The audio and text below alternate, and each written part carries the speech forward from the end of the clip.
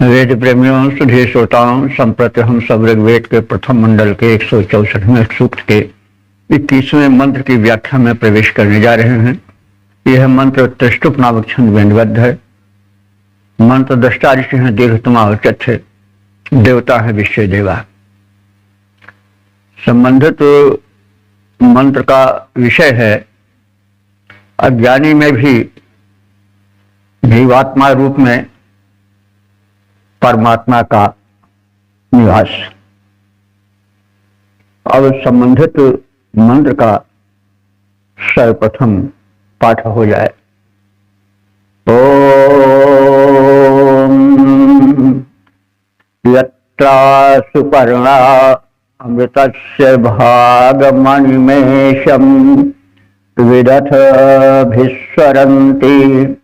इनो विश्वस्य भुवनस्य गोपाः समाधीरः पाकमत्राविवेश। शब्दार्थ भावार्थ से परिचय पर ये मंत्र आध्यात्मिकता पर ले जाने वाले हैं। आध्यात्मिक विचारणाएं इन मंत्रों में भरी है। पिछले मंत्र में कहा गया है कि आत्मा जीवात्मा एक ही संसार में है, रहते हैं अथवा एक ही शरीर में निवास करते हैं। जो ब्रह्म परमात्मा है या जो परमात्मा है वो माया से विलग है, माया के वश में नहीं है। और जो आत्मा है वही जीवात्मा बन जाती है जो माया से घिर जाती है। माया माने ज्ञान अथवा सांसारिकता। तो अब मनुष्य को यह जानना चाहिए कि मैं वही हूं जो वह है। मैं दुख भोगने वाला तुच्छ जीव नहीं हूं, वरन अनंत सुख का सागर परमात्मा ही। मैं अज्ञानवश इस संसार को जिससे देख रहा था, अपने को जिस प्रकार से तुच्छ समझ रहा था, वैसा मैं नहीं हूं। मैं तो सुख स्वरूप हूं। इस चिंतना को ध्यान में रखना चाहिए, तो फिर यह दुख नहीं रहेगा और संसार में मनुष्य अपने को सुखी मानेगा। क्योंकि दुख का कारण क्या है? अल्प शक्तिमत्ता। जब मनुष्य यह सोचता है कि भाई मैं तो बहुत ही दीनहीन हूं, मुझसे तो बहुत बड़े बड़े लोग हैं, मैं वैसा क्यों नहीं हो जाता, तो जो यह हीनता की बुद्धि है यही दुख का कारण है। जब ये बोध हो जाता है कि मैं तो परब्रह्म परमात्मा का अंश हूं अथवा वही हूं, क्योंकि बूंद समानी सिंधु में शोकत खोजी जाए। बूंद तब तक बूंद की अल्पज्ञता के दुख से युक्त रहती है जब तक कि वह अलग अपने को समझती है। लेकिन जब बूंद समुद्र में मिल जाती है तो फिर वह समुद्र बन जाती है। फिर उसमें अल्पमत्ता, अल्प शक्तिमत्ता वाला दुख नहीं रह जाता। तो अंतर क्या है आत्मा परमात्मा में? कि मनुष्य अपने को परमात्मा का नहीं मानता, बल्कि समझता है कि मैं तो बहुत दुखी हूं, मैं गरीब हूं, मैं ये हूं, मैं वह हूं, मैं तो बड़ा भागा हूं। आज ये सब चीजें जो है ये मनुष्य को वैसे ही बना देती है। क्योंकि मनुष्य ऐसे वातावरण में रह रहा है जहां उसे यही अनुभूति होती है कि मैं तो बड़ा छोटा हूं, हमसे तो बहुत बड़े बड़े लोग हैं। वेदांती लोग एक उदाहरण देते हैं कि एक शेर का बच्चा एक गणेरिये के हाथ लग गया और वो गणेरियों के झुंड में चलते चलते अपने को भेड़ मारने लगा। वो जो भेड़ का झुंड था जिसे गार्डर भी कहते हैं, तो उसमें चलते चलते वो अपने को भेड़ समझने लगा। एक शेर था, उसने देखा कि यह तो बड़ी दुर्गति में है बेचारा, तो उसने कहा भाई तुम तो शेर के बच्चे हो, क्यों इस प्रकार से भेड़ों में पड़े हुए अपने को दीनहीन समझ रहे हो, आओ मेरे साथ आओ। तो वो तो इस प्रकार से अपने को शक्तिहीन समझ रहा था। तो उसने कहा भाई देखो हम तुम्हारे बहकावे में नहीं आएंगे, तुम हमको बुला के खा लेना चाहते हो। कहीं नहीं भाई, जो तुम हो, जो मैं हूं वही तुम हो, और आओ। बहरहाल बहुत कुछ कहने के बाद वो आया, कहा आओ हम तुमको बताता हूं कि तुम वही हो जो मैं हूं, तुम भी शेर हो और शेर की तरह हो सकते हो। तो कहा बताते हैं, इस कुएं में देखो, झांको, और मैं भी झांक रहा हूं, देखो तुम मेरी तरह हो कि नहीं। तो जब झांके दोनों, वो जो भेड़ के झुंड में रहते रहते अपने को भेड़ समझने लगता था, तब उसने देखा कि हाँ हम में इनमें तो समानता है। तो उस शेर ने कहा कि देखो हमारी तरह तुम्हारा मुख है, हमारी तरह तुम्हारे आंख, तुम्हारे नेत्र, ये सब है कि नहीं है? कहा हाँ है। तो वो बड़े जोर से दहाड़ा और कहा तुम भी दहाड़ो। तो उसकी भी दहाड़ों से शेर गसी निकली। तो कहा समझ रहे तुम शेर हो। तो जब उसको भाव हो गया कि मैं सिंह हूं, सिंहत हूं, तो वो अपने भिन्नत्व को छोड़ करके सिंह बन गया और फिर उसका वो प्रबल पौरुष जग गया।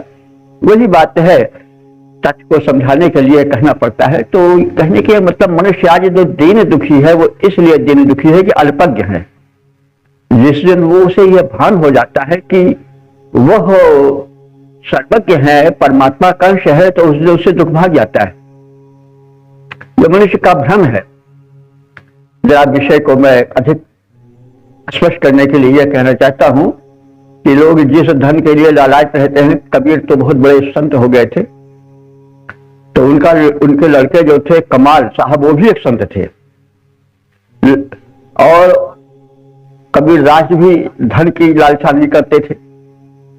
वही झीनी झीनी बेनी चदरिया अपना जुलाहे का काम करते थे, बेचते थे और उसी में प्रसन्न थे। तो उनका लड़का भी सिद्ध निकला और वो कबीर दास के समान पूजित हो गया और उसके बड़े भक्त हो गए। वो मध्य प्रदेश में गया तो धन लोग देते, लेकिन वो धन लेता नहीं, क्योंकि धन से बुद्धि बर्बाद जाती है।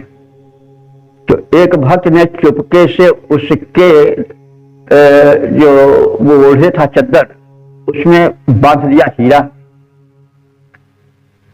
जवाहरात बांध दिया। आए तो कबीर ने देखा ये क्या लाए हो, तो उसने कहा क्या है? तो कहेंगे ये तो हीरा लाए हो। वही उन्होंने कहा कि बूढ़ा वंश कबीर को जन्मे पूत कमाल, और हर को सुमिरन छोड़ के घर ले आया माल।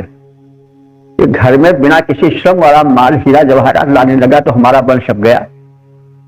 तो कहने की मतलब है, जब सत्य का आभास हो जाता है तो जो दुख दारिद्र रहता है वो फिर साथ नहीं छोड़ता है। तो जैसे हमने पिछले कहा भी था कि भाई कोई मनुष्य संतुष्ट नहीं है जब तक कि वह अपना तत्व नहीं समझेगा। तो वही बातें बताई जा रही हैं। अब एक भूमिका बना दी गई, अब अर्थ के समझने में विलंब नहीं लगेगा।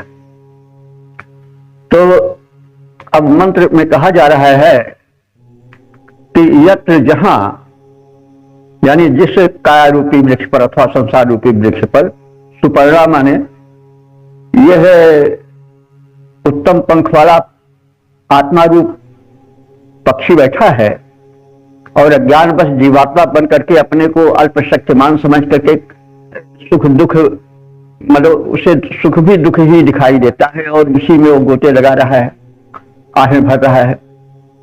तो इस स्थिति में अमृतस्य भागम, अमृत भाग यानी अमृत रूपी परमात्मा के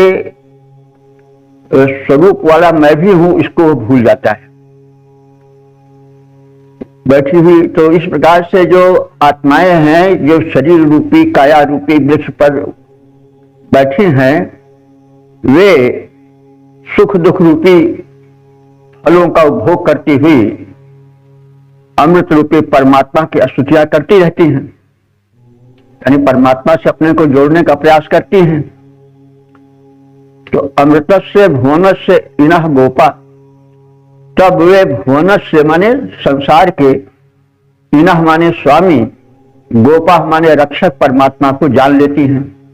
जब वे साधना में निरत हो जाती हैं और परमात्मा से जुड़ने के लिए प्रयत्न करने लगती हैं, तो वो अमृत से अमृत रूप उस भुवन से इनः संसार के स्वामी, इन माने होता है स्वामी, तो भुवन से इनः इस भुवन के स्वामी को, गोपा माने संरक्षक को, परमात्मा को वो समझने लग जाता है और उसे तत्व ज्ञान होने लग जाता है, और फिर उसमें आत्म तत्व की जागृत हो जाती है। और सह यानी वह पक्षी, वह जीवात्मा अपने को परमात्मा की तरह समझने लगता है और परमात्मा बुद्धि से युक्त हो जाता है। अत्र पाकम मां विवेश, और वह इस सत्य को समझ जाता है कि मैं अज्ञानवश अपने को बहुत ही दीनहीन, गलित और असंतुष्ट पा रहा था, मैं तो परिपूर्ण हूं, ऐसा उसको आभास होने लग जाता है। तो इस काया रूपी अथवा संसार रूपी वृक्ष पर उत्तम पंख वाले पक्षीगण की भांति बैठी हुई जीवात्माएं सुख दुख रूपी फलों का उपभोग करती हुई अमृत रूपी परमात्मा की स्तुतियां यदि करती रहती हैं, तो उसके प्रभाव से उसे तत्व ज्ञान होने लग जाता है। तब तो वो यह अनुभव करने लग जाता है कि मैं भी आत्मा रूप में परमात्मा ही हूं, और अज्ञान के मोह माया के प्रवेश हो जाने से मैं अपने स्वरूप को भूल बैठा हूं और मैं वही हूं जो परमात्मा है। यह ज्ञान हो जाता है और फिर उसका आत्मोद्धार हो जाता है। यह इस मंत्र में बताया गया है। इन्हीं मंत्रों के आधार पर भारत में वेदांत दर्शन आज हुए और भी तमाम दर्शन हुए, और वेदांत में भी अद्वैत वेदांत विशिष्ट और विशिष्टाद्वैत, द्वैताद्वैत, शुद्धाद्वैत सब वेदांत के ही अंश हैं। थोड़ी थोड़ी मान्यताओं को लेकर के उनमें भिन्नता है, लेकिन यही विचार जो है, ये इस मंत्र के यही विचार जो है वो छाए हुए हैं पूरे भारतीय दर्शन पर। तो हम यह कह सकते हैं कि इस सूक्त के जो मंत्र हैं वो दार्शनिक हैं और समस्त भारतीय दर्शन इन्हीं पर आधारित है। अब इसका पद रूपांतर भी देख लें। संसार बिटप पर या काया तर पर खगवत बैठी बद्ध जीव आत्माएं, काया तर पर अथवा संसार बिटप पर खगवत बैठी बद्ध जीव आत्माएं सुख दुख रूपी फल खाती, लेकिन यदि स्तुतियां प्रभु की गाएं तो ईश्वर आत्मा बन जब तन में बैठा गया बताया, ईश्वर आत्मा बन जब तन में बैठा गया बताया, तो मुझ अज्ञानी जीवात्मा में ज्ञानी वही समाया। उस ज्ञान हो जाता, बोध हो जाता है, तब दुख उसका पीछा छोड़ देता है, अन्यथा वो कभी सुखी हो ही नहीं पाता। किसी भी स्थिति में उसको डाल दो, वो अपने को दुखी ही मानेगा। जैसा कहा गया है कि संसार में लोग कहते हैं कि धनहीन कहें धनवान सुखी, धनवान कहें सुख राजा को भारी, और राजा कहें महाराजा सुखी, महाराजा कहें है इंद्र सुखारी, इंद्र कहें सुख ब्रह्मा को है, और ब्रह्मा कहें है विष्णु सुखारी, सब सोच विचार कहे तुलसी, रघुवीर बिना सब लोक दुखारी। तो रघुवीर से मतलब परम शक्ति है। ये तो भक्तों ने अपने अपने हिसाब से नाम अलग अलग दिया है। तो आत्माएं माया अथवा अज्ञान से लिप्त होकर शरीर में जब बैठती हैं तो ही जीवात्मा बन जाती हैं, और जब साधना द्वारा तत्व ज्ञान द्वारा बोध हो जाता है तो वही बद्ध आत्मा जो है मुक्तात्मा बन जाती है और ईश्वर का स्वरूप बन जाती है।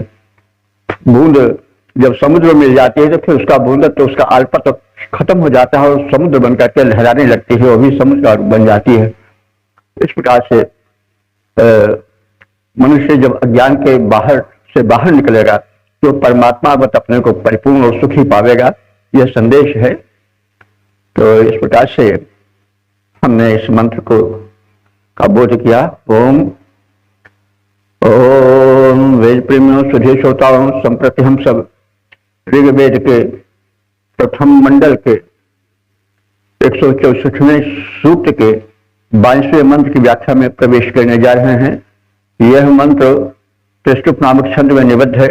मंत्र दृष्टा ऋषि हैं दीर्घत्मा औचत देवता हैं विश्वदेवा, और संबंधित मंत्र का जो शीर्षक है तत्व ज्ञान द्वारा मोह से मुक्ति।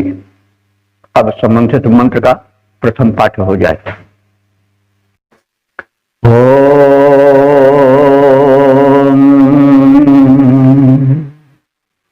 यस्मिन् वृक्षे मध्वरः सुपर्णा निविशन्ते सुवते चाधे विश्वे तस्येदाहुः पिप्पलं स्वाध्वग्गे तन्नो न सद्यः पितरं न वेद। शब्दार्थ भावार्थ आदि से परिचय पाएं। तो बताया गया है कि इस संसार रूपी वृक्ष पर अथवा काया रूपी वृक्ष में यह आत्मा रूपी पक्षी बैठा है और वह उस मधुर रसास्वादन से वंचित रहता है जिसके प्राप्ति का वो हथियारी है। तो इस स्थिति में वह कैसे इस दुख के बंधन से मुक्ति पा सकता है, परमात्मा का अंश होते हुए भी कैसे परमात्मा बन सकता है, यह बात बताई जा रही है और साधना बताई जा रही है। यह वैशिष्ट है इस मंत्र का। ऋषि केवल समस्या को बता करके उसका रूप दिखा करके नहीं चुप रह जाता है, वो उसके उपाय भी बताता है कि भैया तुम कैसे वह परमात्मा स्वरूप प्राप्त कर सकते हो जो सच्चिदानंदमय है, जिसमें दुख का लवलेश है ही नहीं। इसके लिए उपाय बता रहा है। इस काया रूपी वृक्ष पर जो खगवत आत्मा है और सांसारिक भोग विलास के फल को खाते खाते उसी में संलग्न रहता है, लेकिन उसी क्षुधा नहीं जाती है, अर्थात उसको सुख नहीं मिलता है, उसे दुख की अनुभूति होती रहती है विषय भोग में। तो वह यह देखे कि उसके इस काया रूपी वृक्ष पर एक स्थान ऐसा है जहां पर कि ऐसे फल लगे हुए हैं कि अगर उसका आस्वादन कर लिया जाए, रसास्वादन कर लिया जाए तो फिर मुक्ति मिल जाएगी। और वह है मधुर फल चक्रों का, और ऊपर जो मस्तिष्क में चक्र है सहस्रार चक्र, वहां जब साधना द्वारा मनुष्य या साधक ध्यान लगा करके पहुंच जाता है तो उसे वह ज्योति मिलती है जिससे उसके यह अज्ञान के पर्दे हट जाते हैं और वह उस अनुभूति से संपन्न हो जाता है जो कि परमात्मा तत्व का दर्शन कराती है। तो चक्रों का ज्ञान, शरीर में चक्र हैं, चक्र मतलब उस शक्ति के केंद्र हैं। तो शक्ति के केंद्र जब जागृत होते हैं साधना के द्वारा तो अंत में सहस्रार चक्र पर जब साधक ध्यान द्वारा पहुंच जाता है तो वहां पर जो मुक्ति का फल लगा हुआ है, जिसको खा करके वह राग द्वेष से और सांसारिक प्रपंचों से उत्पन्न होने वाले दुख से मुक्ति पा सकता है, तो वह उस फल का जब ज्ञान प्राप्त कर लेगा साधना द्वारा, तब उसके सारे जो है दुख, द्वंद्व और असंतोष और सारे विकार नष्ट हो जाएंगे। वो सुखमय हो जाएगा, परमात्मा का स्वरूप हो जाएगा वह पक्षी। यही बात बताई जा रही है। तो इसी भूमिका में इस मंत्र को समझें। तो यस्मिन् वृक्षे शब्दार्थ बताया जा रहा है, जिस कायारूपी वृक्ष पर मध्वदाह सुपर्णा, यह मधुर मधुपाई पक्षी आत्मा बैठा हुआ है जीवात्मा बन करके और फल खाता जा रहा है, विषय वासनाओं के, सुख संपत्ति के, समृद्धियों के फल निरंतर खा रहा है, लेकिन फिर भी तृप्त नहीं हो पा रहा है, कहीं न कहीं उसे कमी और दुख दिखाई दे रहा है। तो ही बात कही जा रही है कि यह मधुर फल यानी विषय वासनाओं के, समृद्धियों के मधुर फल के खाने के लिए ललायित रहता हुआ भी तृप्त नहीं हो पाता है, उसे सुख की लालसा सदैव असंतोष के विष का पान कराती रहती है। तो वह इस माया मोह में मधुर फल कहा करके भी असंतुष्ट बना रहता है। तो ऐसी स्थिति में क्या है कि वो सोते माने जो उत्पत्ति करता रहता है, यानी सुख साधनों को एकत्र करता रहता है और फिर भी उसमें अपने में एक कमी, अल्पज्ञता या दुखी का अनुभव होता रहता है। तो इसके लिए क्या उपाय है कि तस्य वृक्षि अग्रे, उस वृक्ष के सबसे ऊपर एक अत्यंत स्वाद पिप्पलम, पिप्पल कहते हैं फल को, अत्यंत स्वादिष्ट फल लटका हुआ है सबसे ऊपर यानी सहस्रार चक्र में। तो उस कायारूपी वृक्ष के सबसे ऊपर ऐसा फल लटका हुआ है जो कि परमात्म तत्व का दर्शन करा सकता है और उस जीवात्मा को आत्मा यानी परमात्मा में मिलाने की क्षमता प्राप्त कर सकता है। तो वो पिप्पल माने फल, जो स्वाद माने अत्यंत स्वादिष्ट है, वो क्या है? वह मुक्ति रूपी फल है। और वो कहाँ लटका हुआ है? उस वृक्ष के सबसे ऊपर भाग पर यानी सहस्रार चक्र में। काया एक वृक्ष है तो सहस्रार चक्र एक वह मधुर फल है जिससे कि आत्मबोध हो जाता है और परमात्म तत्व का समावेश शरीर में स्वयं होने लग जाता है, ज्ञान मिट जाता है। तो यह पितरम न वेद, जो उस परम तत्व परमात्मा रूपी पिता को नहीं जानता है तो वह तत् न उन्नश्यते, वह उन मीठे फलों को नहीं पा सकता है। इसलिए परमात्म बोध होना चाहिए, आत्मज्ञान होना चाहिए, तत्व ज्ञान होना चाहिए कि मैं वही हूं जो परमात्मा है, मैं सच्चिदानंद स्वरूप हूं और मैं ज्ञानवश अपने को तुच्छ समझ करके कमजोर समझ रहा हूं और जगह जगह पर अपने को दीन रूप में अनुभव कर रहा हूं। क्योंकि मनुष्य जब ऊपर देखता है तो भाई आप देखने दृष्टि का फर्क है। आप देखो, अगर आगे खड़े होकर के आगे को देखो तो भी आपके आगे पंक्ति मिलेगी और पीछे को देखोगे तो भी एक पंक्ति मिलेगी। यानी अगर आप पीछे देखोगे तो अपने को आगे पाओगे और अगर आगे देखोगे तो अपने को पीछे पाओगे। तो मनुष्य क्या करता है? आगे को देखता है, पीछे को नहीं देखता। करे भैया तमाम लोग हमसे पीछे, तो ये एक दृश्य का अंतर है। तो वही ऋषि बताना रहा है कि अपने दृश्य को बदलो और जब दृश्य बदलेगी तो सृष्टि बदल जाएगी। बिना दृश्य बदले सृष्टि नहीं बदलती है। तो जब नजारा बदल गया तो फिर नजरें बदल गई तो नजारा बदल गया। तो इस दृष्टि को अपने बदलो तो फिर उसका परिणाम क्या होगा कि तुम उस मधुर मुक्त के फल को खा करके परमात्मा स्वरूप बन जाओगे। इस संसार इस या काया रूपी वृक्ष पर मुक्ति रस का पान करने वाली जीवात्माएं बसेरा लेती हैं, यह बात सत्य है। वे माया मोह मैं पुत्र की वृद्धि में लगी रहती हैं, अर्थात इस माया मोह के साधनों को जुटाने में रातों दिन लगी रहती हैं और ये भूल जाती हैं कि उस वृक्ष में सबसे ऊपर सहस्रार चक्र में वह शक्ति भरी हुई है जो कि मधुर मुक्ति को दिला सकती है और वह मुक्ति रूपी फल वही लटका हुआ है। तो जो तत्वज्ञानी परमात्मा को नहीं जान पाते, वे उसे नहीं प्राप्त कर पाते हैं, वे उन मधुर फलों के आनंद से वंचित रह जाते हैं। इसलिए आवश्यक है उस सहस्रार चक्र को तत्वज्ञान और साधना के माध्यम से प्राप्त करें, वहां जाएं और उस आनंद का हम उपभोग करें जो कि परम ब्रह्मत्व की अनुभूति का कारण बनता है। अब इसके पद रूपांतर पर ध्यान दें। काया तरुपर खगवत बैठी मधु इच्छुक आत्माएं। काया तरुपर खगवत बैठी मधु इच्छुक आत्माएं, तनु के ऊर्ध भाग पर लटके सुमधुर फल दिखलाएं। जो हैं ज्ञानी ध्यानी साधक वे ही फल पा सकते, किंतु अंध अज्ञानी नास्तिक उन्हें नहीं खा सकते। जग में रहकर यदि जीवन में सुमधुर फल खाना है तो साधना निरत रहकर प्रभुवर के गुण गाना है।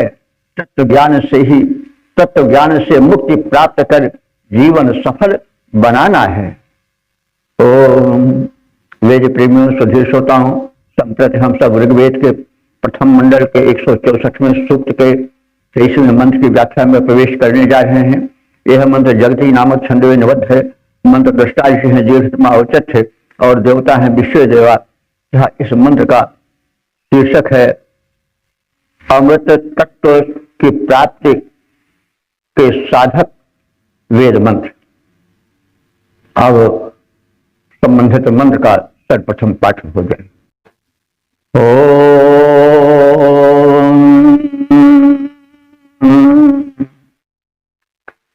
यद्गायत्रे अधिगायत्र बाहितं तैष्ठुभाद्वा त्रैष्ठुभं निरतक्षत। यद्वा जगज्जगत्याहितं पदं यद्दुदस्ते अमृतत्वमानशुः। शब्दार्थ भावार्थ से परिचय पाए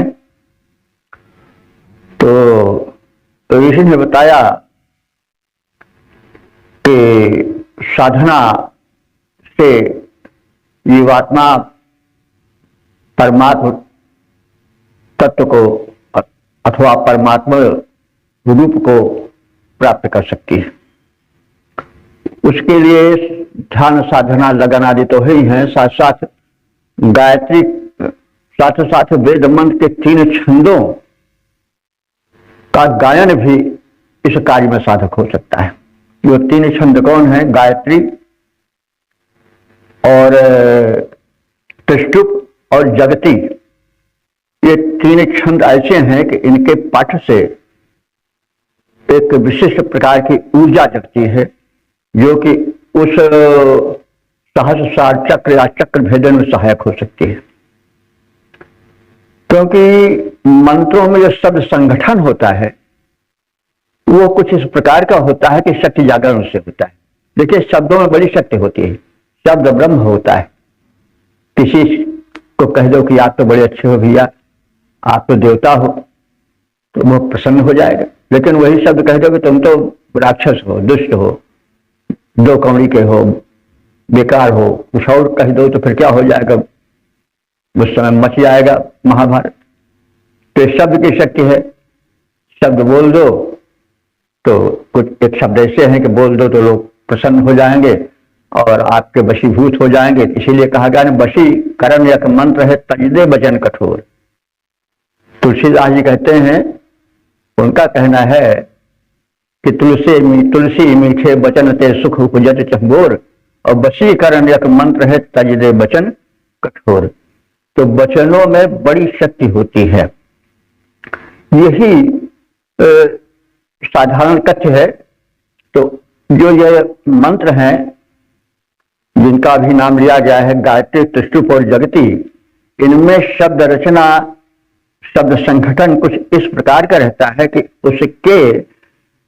उससे जो स्वर निकलता है, उससे स्नायु मंडल में एक ऐसी शक्ति आती है कि मनुष्य की सुप्त शक्ति जागृत हो जाती है। यही कहना है ऋषि का।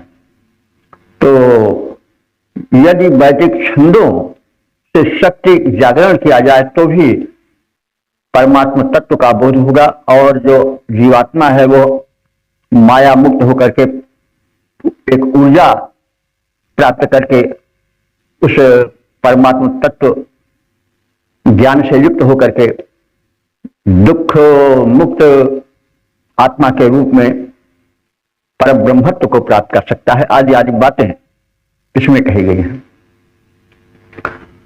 तो यद गायत्री अथ गायत्रम आहितम, गायत्री के ऊपर गायत्री है तो गायत्री भूमि है, उस पर गायत्री अर्थात अग्नि की स्थापना की जाती है।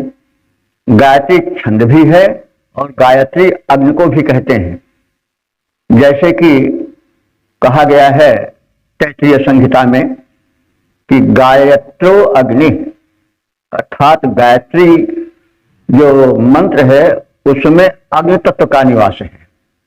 तो अग्नि तत्व की महिमा हम लोग पीछे सुनते आए हैं। अग्नि ही शक्ति और ऊर्जा का केंद्र है। जब अग्नि तत्व प्रबल रहता है तब शरीर में ओज तेज रहता है, शक्ति रहती है। जब अग्नि तत्व क्षीण होने लगता है तो कुरूपता आने लगती है। जो ओज रहता है, जो तेज रहता है, जो मुख का शरीर का प्रकाश रहता है वो क्षीण होने लगता है। मंदाग्नि अग्नि के क्षीण होने पर ही पैदा होती है, भोजन नहीं पचता है। तो कहने का मतलब ऊर्जा का, ये पिछले एपिसोड में बताए गए हैं कि अग्नि जो है ऊर्जा का केंद्र है और ऊर्जा उत्पादक। तो अब ये जो गायत्री मंत्र है वो ऊर्जा उत्पादक है, ये सूर्य तत्व से अथवा अग्नि तत्व से संबंधित है। तो गायत्री छंद भी है और गायत्री को अग्नि भी कहा जाता है, जैसा भी कहा गया है कि गायत्रो अग्नि ही तैत्तिरीय संहिता में यह लिखित है। और त्रैष्टुभात या वात्रष्टु, और जो त्रिष्टुभ छंद है वह अंतरिक्ष है, आकाश है। आकाश में, अंतरिक्ष में सारी शक्तियां निहित हैं। उस पर वायु की स्थापना की जाती है। तो जगती छंद द्विलोक है, त्रिष्टुभम अंतरिक्षम, और यत वा जगत जगत पदम आहितम, यानी जगती पर जगत पद देखा गया है। अर्थात जो जगती छंद है उसमें जगत समाहित है। जगत का अर्थ होता गमनशील। तो जब गमनशीलता आती है तो मनुष्य आगे बढ़ता है और उसमें आदित्य शक्ति की स्थापना रहती है। तो अग्नि तो इस प्रकार से जो यह जगती छंद है वह जगत को वश में करने का साधन है, वशीकरण टाइप का है। ये जगती नाम का छंद, जगती जगत के आधार पर बना है। जगत कहते हैं जो चलायमान हो, जो गतिशील हो। तो इस जगती मंत्र के पाठ से जो है वो गतिशीलता आती है जीवन में, और गतिशीलता आती है तो आगे प्रगति होती है। मनुष्य जड़त से मुक्ति पाने लगता है, ज्ञान का प्रकाश आता है। तो यह इत तत्व विदुः, जो इस तत्व को जानता है अर्थात इन तीनों छंदों की महिमा से परिचित है और उसका लाभ उठा रहा है, उनका उच्चारण कर रहा है, जाप कर रहा है, तो अमृतत्वम अनशुः, वह अमृत तत्व को प्राप्त करता है और उसका उपभोग करने में सक्षम हो जाता है। तो गायत्री भूमि है, उस पर गायत्री अर्थात अग्नि की स्थापना की जाती है, यानी उससे अग्नि तत्व जागृत होता है। गायत्री छंद भी है और गायत्री अग्नि को भी कहते हैं, जैसा अभी बताया गया है। इसी प्रकार से त्रिष्टुभ नामक छंद जो है वो अंतरिक्ष का प्रतिनिधि है, यानी अंतरिक्ष में जो व्याप्त शक्तियां हैं वो त्रिष्टुभ नामक छंद के बार बार पढ़ने से अथवा जाप करने से वो हृदय में उतरती जाती है। उस पर वायु की स्थापना की जाती है। वायु प्राण है, प्राण भी एक वायु है, तो उससे प्राणवायु में एक शक्ति आती है और प्राणवायु जागृत होकर के शरीर को सशक्त बनाती है। तो वायु तत्व ही तो प्राण भी वायु ही है। तो वो जो है वो त्रिष्टुभ नामक छंद से संबंध है। और इस प्रकार से जगती नामक छंद को देखें। जगती छंद द्विलोक है। द्विलोक यानी लोक तीन है नहीं, एक लोक तो भूलोक है, उसके ऊपर अंतरिक्ष लोक है, फिर उसके ऊपर द्विलोक है। इस शरीर में भी देखा जा सकता है। जो चरण वाला भाग है कमर के नीचे, वह जो है वह गमनशील है, जगती नामक छंद संबंध है। और जो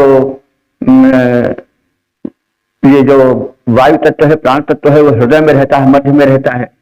वो अंतरिक्ष में है, वायु भी अंतरिक्ष में व्याप्त है, और जहां तक वायु है वहीं तक अंतरिक्ष है।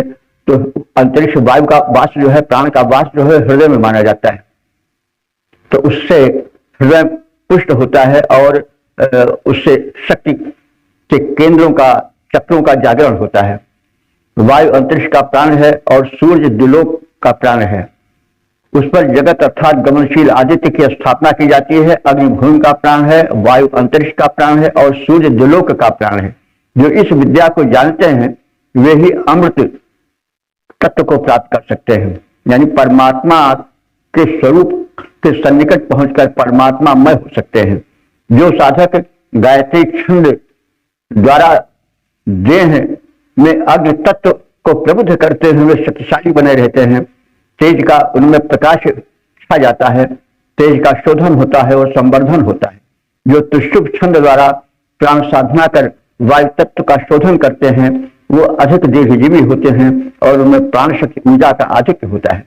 और जगती छंद द्वारा सूर्य का पोषक तत्व शरीर में आता जाता है। जगती छंद के उच्चारण से, पठन से जो है वो शरीर में सूर्य का पोषकत्व प्रविष्ट होने लगता है और इस प्रकार से इन तीनों छंदों के प्रयोग से मनुष्य अमृत प्राप्त कर सकता है, ब्रह्मत्व प्राप्त कर सकता है, दुख द्वंद्व से विमुक्ति पा सकता है।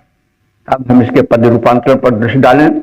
गायत्री त्रिशुभ जगती, गायत्री त्रिशुभ जगती, ये तीन छंद सुखदायक, तीनों का जो साधक सेवन करते हैं सब लायक। गायत्री से अग्नि, वायु त्रिशुभ के द्वारा साधे, जगती द्वारा पोषक रवि को भली भांति आराधे। ऐसा जो साधक अपने जीवन में कर पाएगा वह निश्चित अमरत्व प्राप्ति का भागी बन जाएगा। ओम वेद प्रेमियों, सुधी श्रोताओं, संप्रति हम ऋग्वेद के प्रथम मंडल के 164वें सूक्त के 24वें मंत्र की व्याख्या में प्रवेश करने जा रहे हैं। यह मंत्र त्रिशुभ नामक छंद में निबद्ध है। मंत्र दृष्टा ऋषि हैं दीर्घतमावचस्य और देवता हैं विश्व देवा तथा संबंधित मंत्र का विषय है वेद मंत्रों में प्रयुक्त छंदों में छिपी शक्ति का बोध है। अब संबंधित मंत्र का सर्वप्रथम पाठ हो जाए।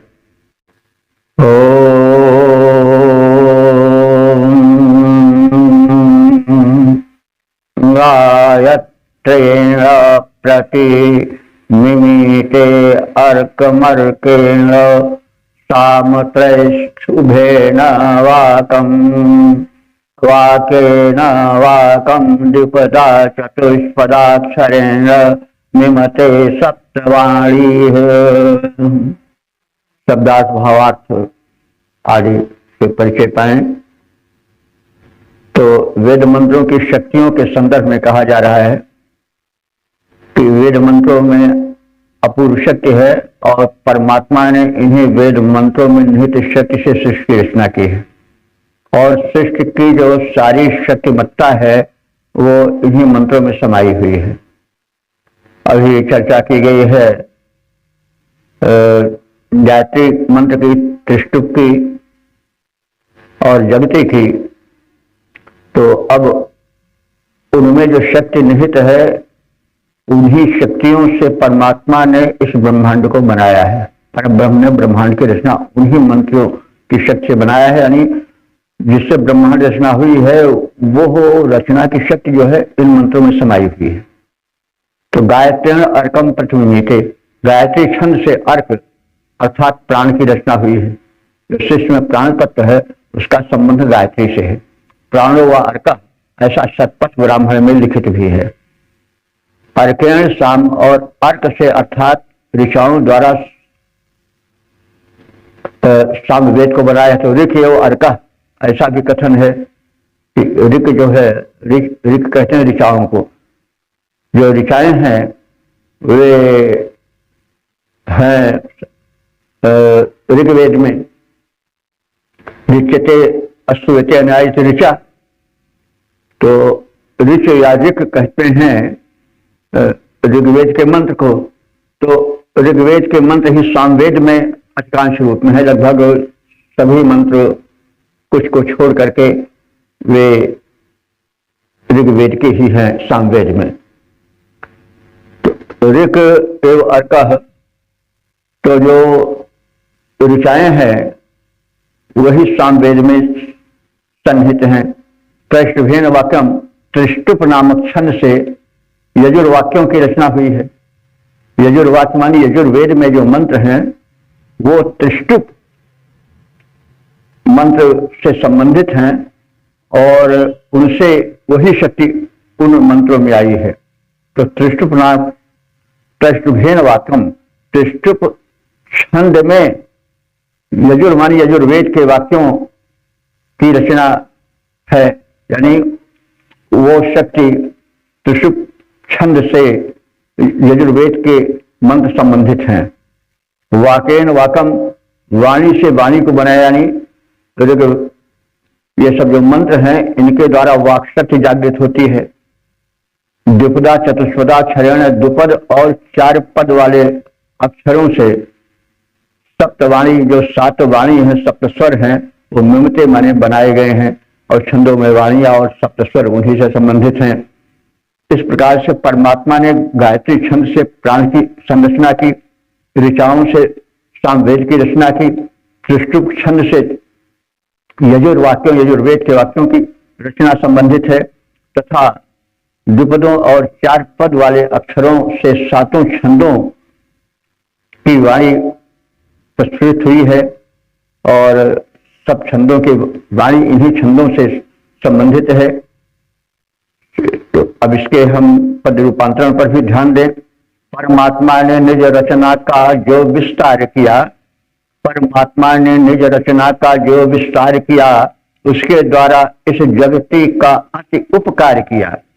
गायत्री से प्राण बनाए और ऋचा से साम, गायत्री से प्राण बनाए और ऋचा से साम यजुष बनाया त्रिष्टुप द्वारा, जो अति ही अभिराम 2 पद और 4 पद जोड़े सुंदर अक्षर ग्राम, 7 छंदों में वाणी प्रकटाई परम ललाम।